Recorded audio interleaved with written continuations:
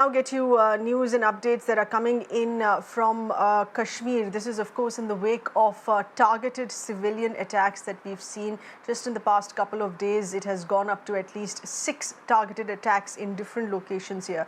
So that has now triggered massive protests. These are protests that are seen in Srinagar. This was after a school principal and a teacher were pulled out of rooms yesterday and shot dead. Protesters have planned to march right up to the secretariat, starting from there to the Lal Chowk.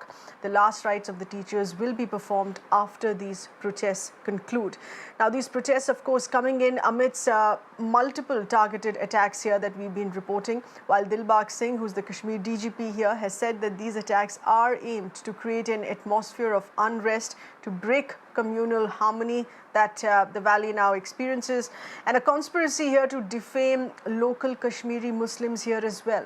For the few minorities there who are still left in the valley, these attacks have revived fears of what they've lived through and stayed back and lived through the 90s. They have raised grave questions now about their security.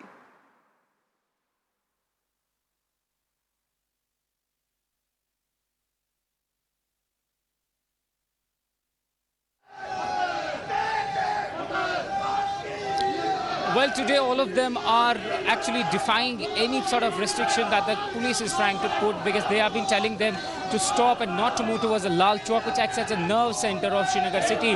But raising the slogans, continuously marching on the streets of Srinagar, that we want justice, and slogans against TRF, they have been continuously raising them ever since they took out this march. And it seems like the procession is going to move through Civil Secretariat, where all the top officials sit, and to send a message to them.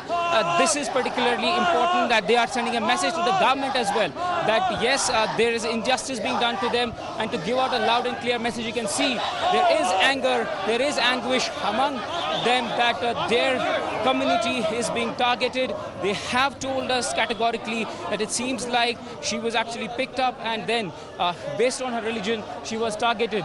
Now they're all marching with the body of that lady who was the principal in the school, and they are now marching towards the Lal Chowk and move through Civil Secretariat for her last rites, just to give out a message that yes, that there is injustice being done to the community, and that is why they want to send out a loud and clear message. Most of them also, who we spoke to earlier, saying that there is a responsibility of society in trying to bring down such incidents and cases, so that communal harmony is not disturbed in valley. And this is, like you can see behind me, I'll just ask my camera person Shafiq to show you, continuously raising slogans like this.